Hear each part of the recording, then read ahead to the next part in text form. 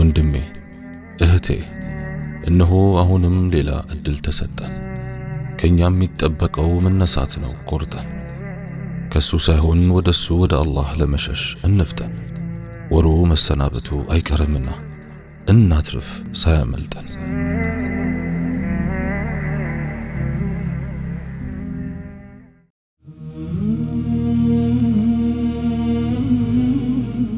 بسم الله والصلاة والسلام على رسول الله وعلى آله وصحبه ومن والاه. السلام عليكم ورحمة الله تعالى وبركاته. عند سو بنقدنت نبي عليه الصلاة والسلام زند عرفه انقداتشو نونا فيل اندت تتالبلت عززولت سويو كتالبو تطع ሁለተኛም አዘዙለትና ጠጣ። ሶስተኛም አራተኛም አዘዙለት። ሰባቴ ድረስ ጠጣ። ሰውየው እዚያው አደረ። በነቢዩ ዓለይሂ ሰላቱ ወሰላም በረከት አላህ ልቡን ለእስልምና ከፈተለት። ሙስሊም ሆኖ አነጋ፣ እምነቱንም ይፋ አደረገ። የአላህ መልእክተኛ ዓለይሂ ሰላቱ ወሰላም ጠዋት ላይ ወተት እንዲታለብለት አዘዙና ጠጣ። ሁለተኛ ታዘዘለት፣ መጨረስ አልቻለም። በዚህን ጊዜ የአላህ መልእክተኛ ዓለይሂ ሰላቱ ወሰላም ሁሌም ሲወሳ የሚኖር ቃል ተናገሩ፣ እንዲህ በማለት ሙእሚን በአንድ አንጀት ነው የሚጠጣው፣ ካፊር ግን በሰባት አንጀት ነው የሚጠጣው። በዚህ መልኩ የኢማንን ተጽዕኖ እናያለን፣ ያውም በአንዲት ሌሊት ልዩነት። ሰውየው ካፊር እያለ ትልቁ ጉጉት የነበረው ሆዱን መሙላት ነው። የተፈጠረበትን ዓላማ የማያውቅ ከእንስሳ ያልተለየ ባህሪ የነበረውና ሲሰልም ግን ወዲያው ተለወጠ። ከምግብ አንጻር ቁጥብና የተብቃቃ ሆነ። ጉዳዩ ምን ይሆን በውስጡ የተቀየረው ነገር ብሎ የሚያስጠይቅ ነው። ቀልቡ ውስጥ የተለወጠ ነገር ይኖር ይሆን? አሁን ከካፊርነት ከካሃዲነት ወደ አማኝነት ተቀየረ። በዚህ አጭር ጊዜ ውስጥ ፈጣን ለውጥ ሊያመጣ የሚችለው ኢማን እንጂ ሌላ ምንም ሊኖር አይችልም። ኢማን ከፍ ሲል ትዕግስትም ሚዛናዊነትም ፍትህም አብሮት ከፍ ይላል። ኢማን ሲመጥቅ ስነ ምግባርም አብሮት ይመጥቃል። ኢማን አያደርቅም፣ አያድረቀርቅም። ኢማን ሲያድግ ስርዓትም አደምም ትህትናም አብሮት ያድጋል። መቻልም አብሮት ይሰፋል። ማገናዘብም በጎኑ ይጨምራል። ኢማን ሲፋፋ ቀልብም አብሮት ይፋፋል። በፍቅር እንጂ በጥላቻ የተሞላ አይሆንም። ልስላሴን እንጂ ሻካራነትን አይመርጥም። በኢማን የተሞላ ቀልብ በአላህ እዝነት የተሞላ ነው። የአላህ እዝነት ደግሞ ለዛባና ትሁት ያደርጋል። ፈቢማ ረሕመቲን ሚነላሂ ሊንተ ለሁም። ለኔ እንደሚገባኝ የኢማን ትኩሳት ነውጠኛ አይደለም፣ ሞገደኛም አይደለም። አይሳደብም፣ አይናቆርም፣ አያነውርም። ስራዬ ብሎ ፍጡራንን አይከታተልም። የኢማን ሀብት ረጋ ያለ ነው። ለሁሉ ያዝናል፣ ሁሉን ያቅፋል፣ ለሁሉ ይራራል። ያስባል እንጂ አይኮሳተርም፣ ይጠራል እንጂ አይገፈትርም፣ ያስተምራል እንጂ በጭፍን አይኮንንም፣ ጥሩ ይጠረጠራል እንጂ አይሰለልም።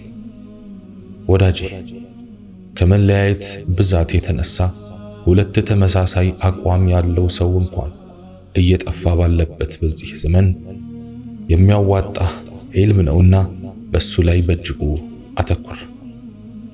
ይሄ ነገርም አለ እንዴ ብለህ ላለመደናገር ከፈለክ ለዲን ዕውቀት ሰፊ ጊዜ ስጥ። ብዙ ተማር፣ ብዙ አዳምጥ፣ ብዙ አንብብ።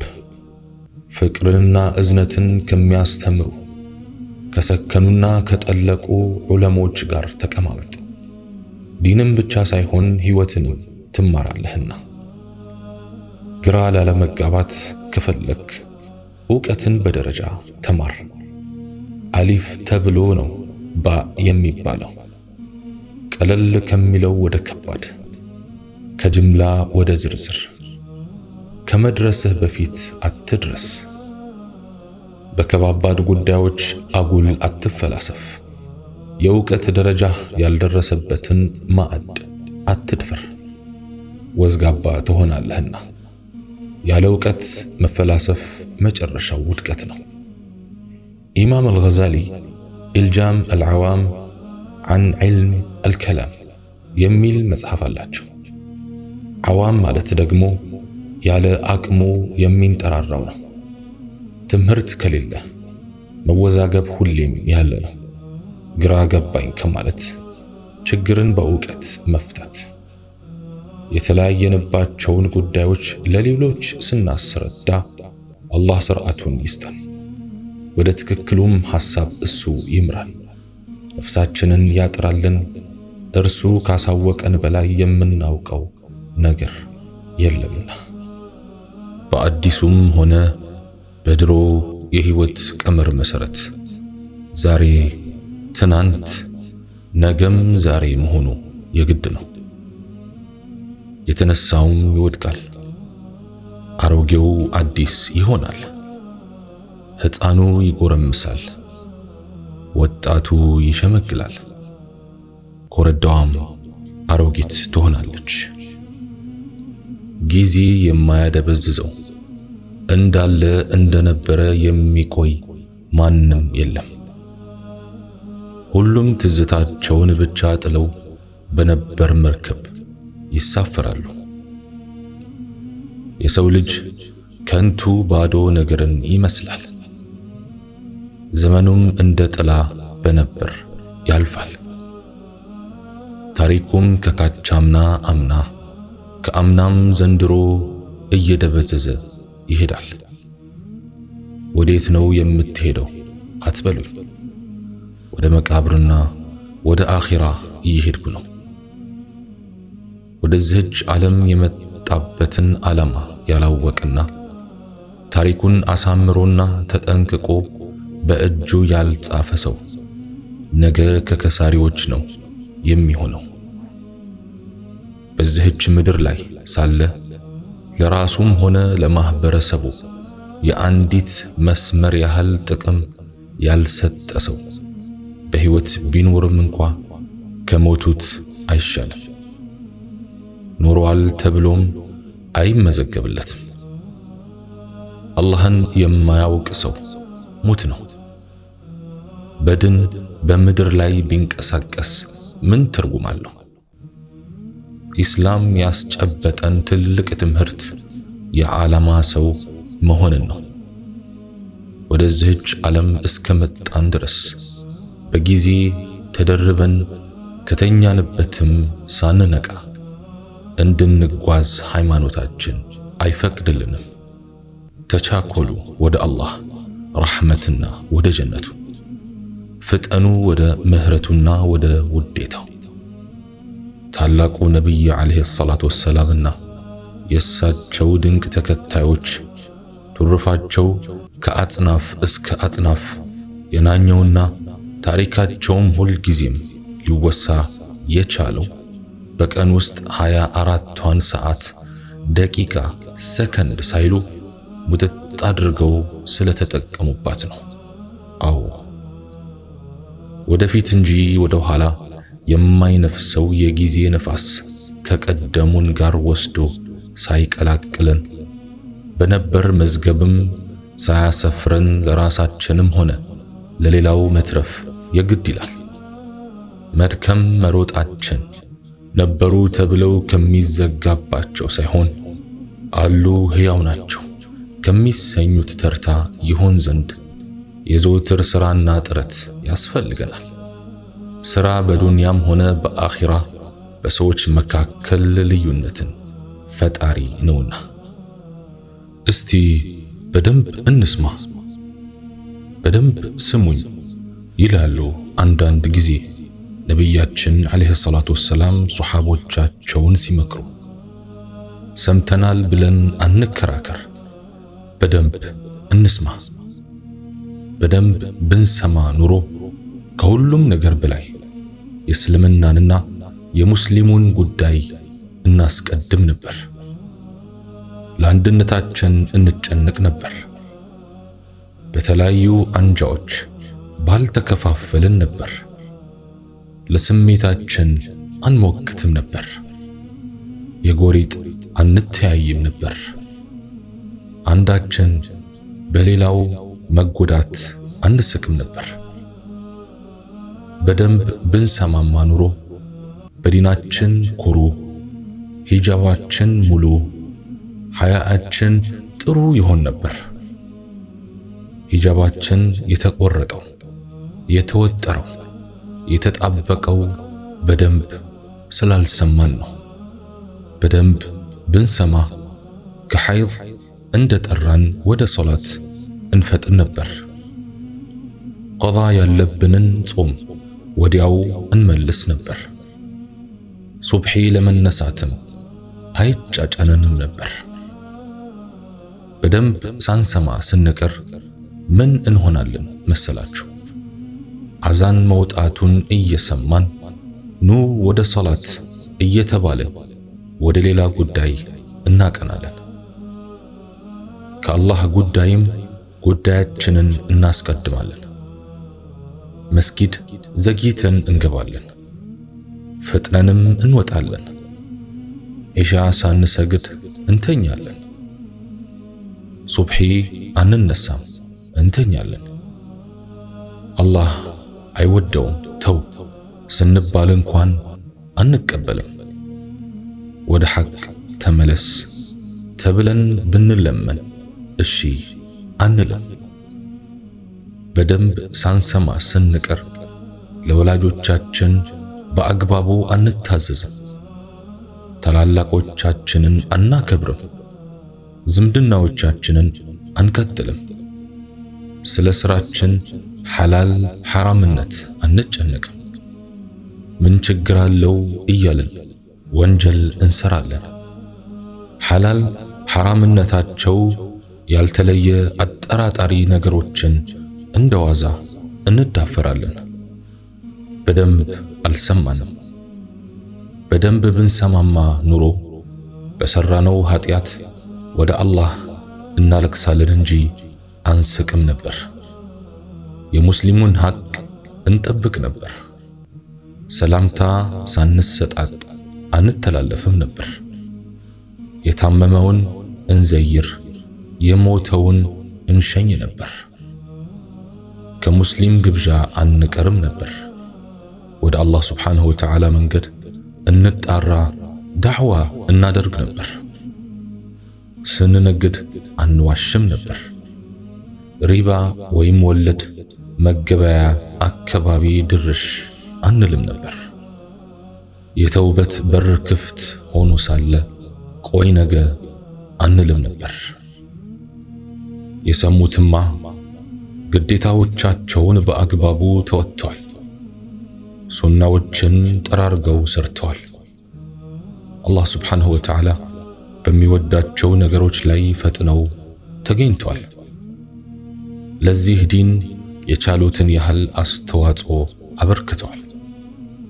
በደንብ የሰሙት እነ ቢላል፣ እነ ሱመያ፣ እነ ያሲር፣ እነ ኸባብ ናቸው።